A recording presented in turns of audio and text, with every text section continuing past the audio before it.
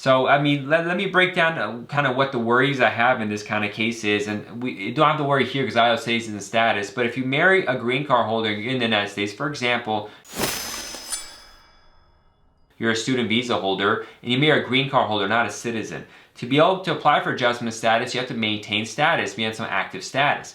But let's say you go to school, the school messes up and you fall out of status, you stop going to school, you go out of status. That could be a violation and prevent you from being able to adjust status. So to prevent something like that from happening, you want to file for adjustment of status as soon as possible to cover you. For example, I see this all the time. People on a student visa, properly going to school, they graduate and they file for OPT because on F1 student visas, you can go to and do at least 1 year of work after graduating to get work experience.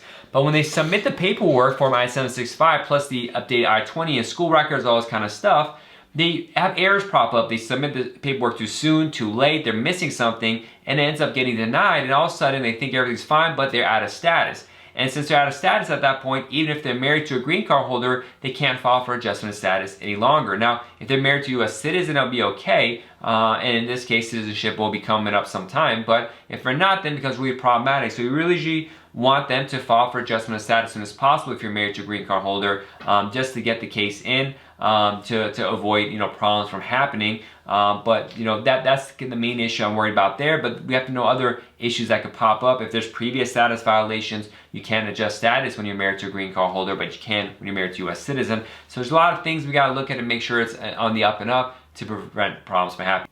I hope you enjoyed this educational video. Also, you'll find our social media site has a lot more videos, images, and information about the U.S. immigration process. Please check those out on the various social media websites.